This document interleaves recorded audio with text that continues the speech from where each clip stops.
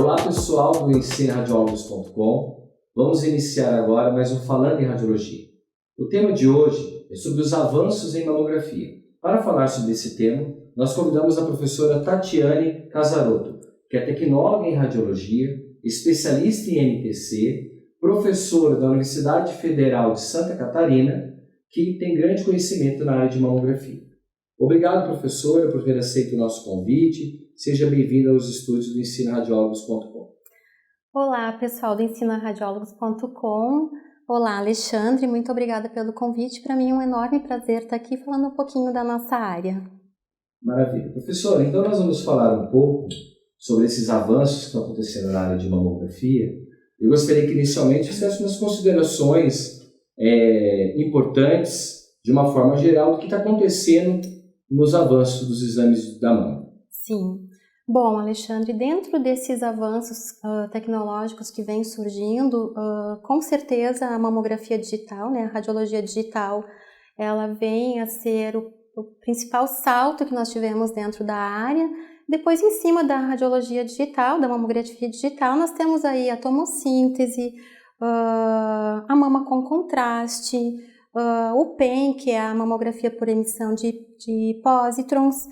Nós temos ainda a termografia, que embora ela seja uma técnica já antiga, atualmente que ela está vindo mais a público, né, mais acessível ao conhecimento das pessoas no geral.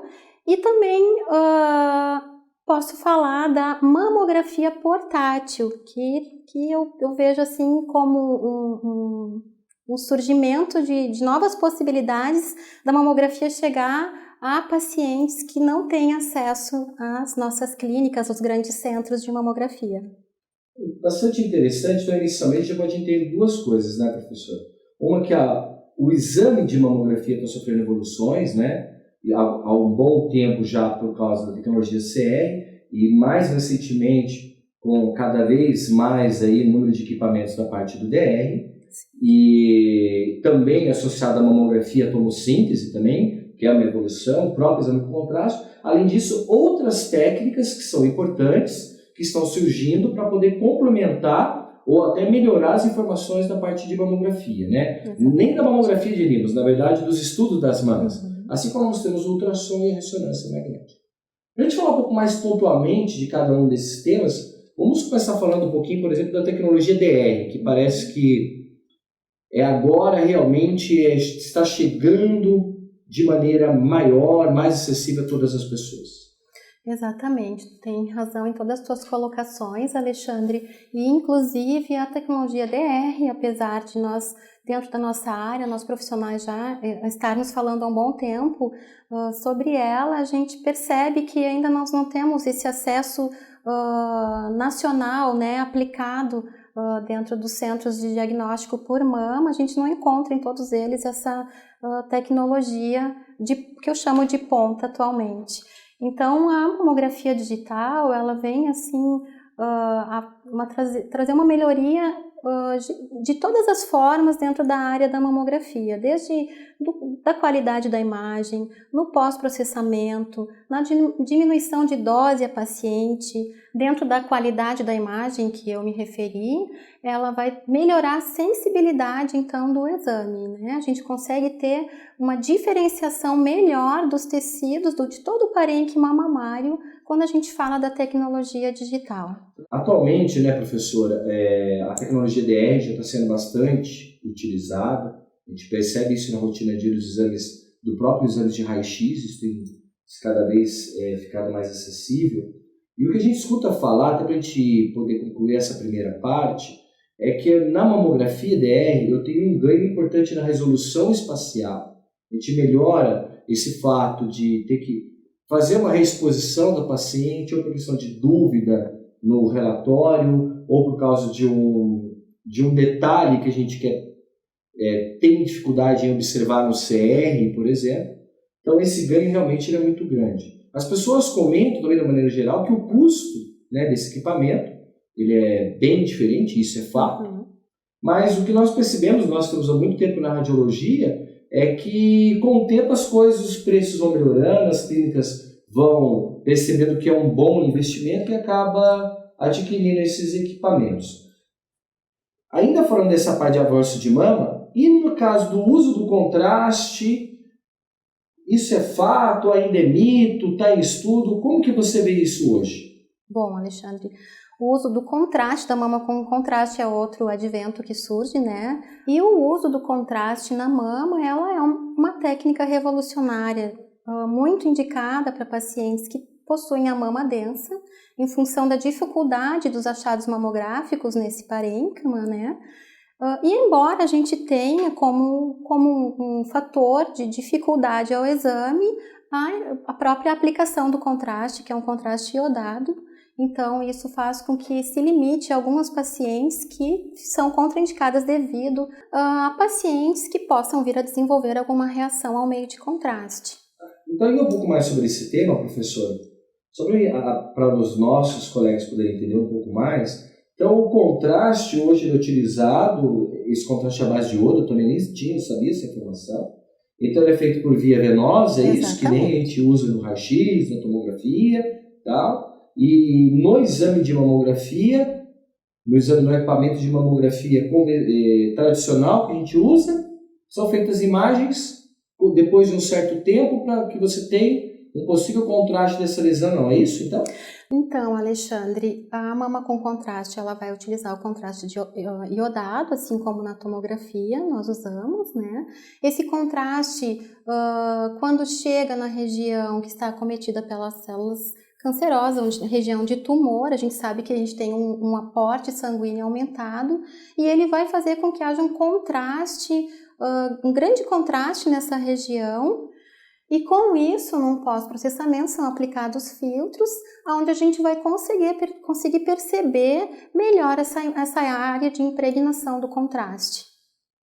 Para que os nossos colegas, então, possam começar a perceber a importância, ou a possível importância que o exame de mamografia com contraste pode tomar, ele trabalha com o mesmo princípio de outros exames que nós utilizamos contraste. Exatamente. A partir do momento que o contraste ele é injetado nesse paciente, nas áreas que tem uma vascularização maior, esse contraste vai ser captado, e no caso do exame de mamografia, nós vamos ter uma densidade diferente em relação à fase sem contraste.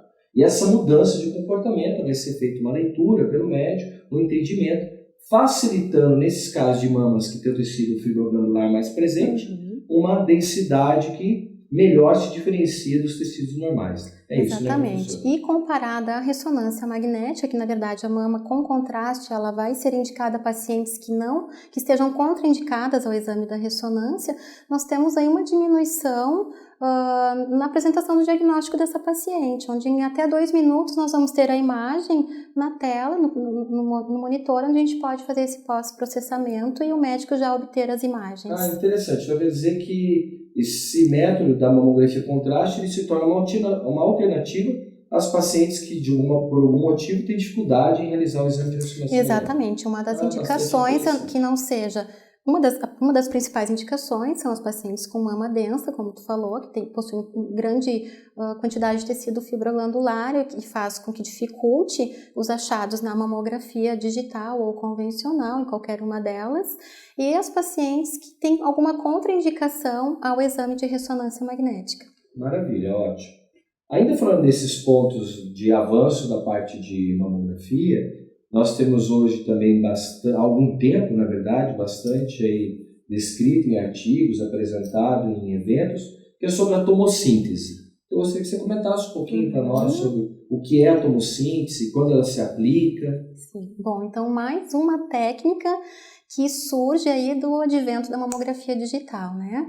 E uma técnica também revolucionária, que visa solucionar o problema de superposição de imagens, uma vez que na tomossíntese a gente vai ter a obtenção de uma determinada área ou de um achado mamográfico de diversos ângulos. Então a gente soluciona aí a superposição de imagens que a gente tem nas imagens 2D que são fornecidas pela mamografia digital ou a computadorizada. Então, na verdade, o exame de tomossíntese, nós temos várias fatias da mama, né? Exatamente. Porque quando a gente tem a mamografia tradicional, ela está em 2 tipos de projeção, o crânio caudal, o médio lateral, isso que é uma sobreposição de uma estrutura para a outra. E na tomocítese, então, a gente tem, são várias fatias, é isso? Exatamente, a gente poderia até referir como uma tomografia linear. Nós temos, através desse movimento do tubo, diferentes tomadas, né, e aquisição de imagens de diversos ângulos, e todos eles com uma espessura de 1 milímetro, o que faz com que a gente consiga ter uma visão melhor de qualquer achado mamográfico que não inclua microcalcificação na tomossíntese. Bastante interessante, então. E uma questão que fica nessa questão da tomossíntese é, a dose aumenta porque eu vou fazer várias exposições, eu escuto falar 12, 16, 18 tomadas, isso aumenta a dose? Essa dose está fracionada? Como funciona isso? Bom, na verdade, a diminuição da dose ela acontece de forma indireta na tomossíntese. Por quê? Porque com a tomossíntese, pelo detalhamento que eu tenho do achado mamográfico, do parênquima todo, eu diminuo a quantidade de recaus do paciente. Ou seja, eu não preciso fazer nenhuma incidência a mais, uma incidência alternativa especial que eu precisaria fazer dentro da mamografia digital, porque dentro da tomossíntese eu já tenho todo o detalhamento da estrutura. Entendi. Mas em cada uma dessas exposições também a dose é muito menor, não é? Porque como o feixe ele é bem menor, isso procede, não é isso? Sim, a gente tem a cada exposição, a gente tem uma diminuição da dose. Entendi. Muito bem. Professora, para a gente poder fechar aí essa conversa sobre os avanços na área de mamografia, nós comentamos no início da nossa conversa que existem outras técnicas que não são da mamografia, mas são técnicas importantes que estão surgindo no avanço dos estudos da mama, do câncer de mama, assim como nós temos ultrassom e ressonância. Então, para a gente poder fechar essa nossa conversa, queria que você comentasse um pouquinho dessas novas tecnologias e fizesse as conclusões finais. Certo, Alexandre. Entre essas novas tendências, essas novas técnicas que vêm surgindo, eu acho importante a gente fazer referência à PEM, que é a mamografia por emissão de pósitrons, que vem a ser uma técnica alternativa também a pacientes que não possam fazer a ressonância. Embora ela não nos dê uma dimensão, uma amostragem morfológica da estrutura, mas a gente consegue, através dela, fazer estadiamento da doença, fazer pesquisas de multifocos da doença também em ambas as mamas.